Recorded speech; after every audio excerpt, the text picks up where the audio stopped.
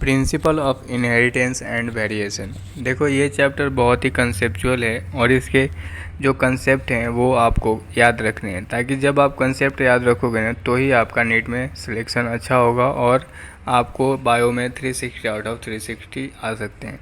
For example यहाँ पे देखो मैंने जो भी कंसेप्ट हैं वो ऐड कर रखे हैं, वो आप अपने एनसीईआरटी में ऐड करो अगर ऐड नहीं किए हैं तो, और ऐड करके उसको पढ़ो, फिर आपको समझ में आएगा। और कोई डाउट हो तो आप मुझसे कमेंट में भी पूछ सकते हो, ठीक है। तो अब देखो मैं बताता हूँ कि एनसीईआरटी पढ़ना क्यों इम्पोर्टेंट है। जैसे छोटी छोटी पॉइंट है ना, ये चैप्टर का मेनली क्या होता है कि बच्चों को लगता है कि अरे इससे हम नोट्स पढ़ लेते हैं या टीचर के नोट्स पढ़ लेते हैं, टीचर से पढ़ते हैं। तो टीचर्स क्या करते हैं ना, बहुत ज़्यादा पढ़ाते हैं और बहुत अनवांटेड पढ़ाते हैं, तो उस पर ज़्यादा ध्यान मत रखो। और ध्यान देना भी है ना तो आपको एनसीईआरटी पढ़ो, ठीक है। एनसीईआरटी में जो भी कंसेप्ट है उसको ऐड करो, छोटी से छोटी चीज़ें आपको हाईलाइट करो जैसे मैंने कर रखी है। और आपको देखो, आप मेरे हाइलाइट्स देखोगे तो आपको पता चलेगा कि हाँ, जितने भी मैंने हाइलाइट्स कर रखे हैं वो सब इम्पोर्टेंट है और आपको वो सब पढ़ने हैं, ठीक है। तो आप अपने हाइलाइट्स ऐसे कर सकते हो। और नीट में क्या है कि अगर जब तक आप एनसीईआरटी नहीं पढ़ते हो तब तक आपका 360 आउट ऑफ 360 आना इम्पॉसिबल है। फॉर एग्जांपल यहाँ पे देखो, एक क्वेश्चन आया था नीट 2018 में आरसी पुरनेट। तो आरसी पुरनेट के दो ऑप्शन थे, ठीक है। तो दो ऑप्शन में भी उसने कन्फ्यूजिंग क्रिएट किया, जैसे ब्रिटिश आरसी पुरनेट, ठीक है, और कोई और भी देश का नाम था जिसमें वो लिखी थी। तो अगर आपको एनसीईआरटी पढ़ा हुआ होगा तो ब्रिटिश आरसी पुरनेट जो है वो पुरनेट स्क्वायर दिया था, और इससे आपका निगेटिव मार्किंग जो है वो कम होगी, ठीक है। तो एनसीईआरटी इसलिए इम्पोर्टेंट हो जाता है क्योंकि इसमें जो छोटी छोटी पॉइंट दी हुई है ना वो नीट में पूछते हैं, ताकि बच्चे निगेटिव करें।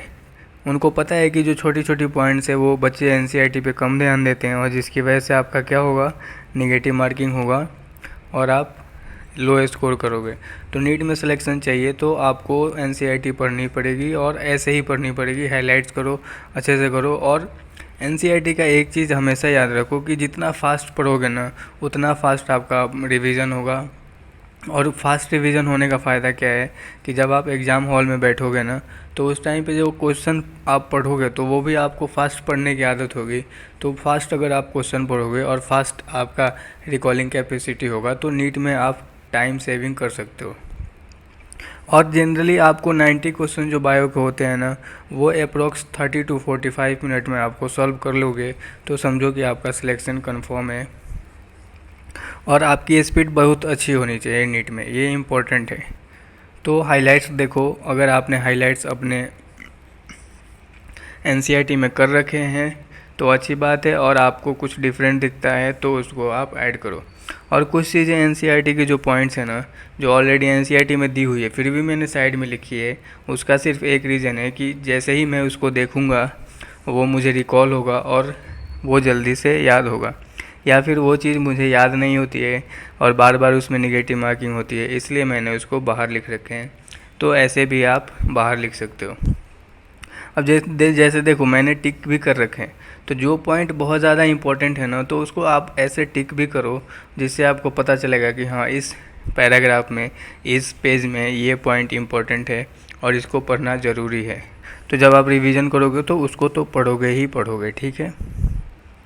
सो नीट के लिए ऑल द बेस्ट, और अच्छे से प्रिपरेशन करो। नीट में सिलेक्शन के लिए तीन ही चीज़ चाहिए आपको, एक तो हार्ड वर्किंग, दूसरी चाहिए कंटिन्यूटी, जब तक आपका सिलेक्शन नहीं होता तब तक आप लगे रहो, और तीसरी है एनसीईआरटी पढ़ना मस्ट इम्पोर्टेंट। अगर आप एनसीईआरटी नहीं पढ़ोगे तो लिख के ले लो, सिलेक्शन बहुत डिफ़िकल्ट हो जाएगा क्योंकि आजकल कट ऑफ बहुत हाई जा रहे हैं। तो अगर आप कुछ स्टेट से बिलोंग करते हो जैसे बिहार, राजस्थान, दिल्ली वगैरह, तो इस स्टेट में कट ऑफ अप्रॉक्स 610 प्लस ही जा रहे हैं, तो आपका सिलेक्शन बहुत डिफ़िकल्ट होगा। सो एनसीईआरटी पढ़ना मस्ट इम्पॉर्टेंट है। So all the best NEET guys, और नीट अच्छे से दो और सिलेक्शन लो। और कोई डाउट हो तो कमेंट करो, मैं आपको सारे जवाब दूंगा। सो ऑल द बेस्ट।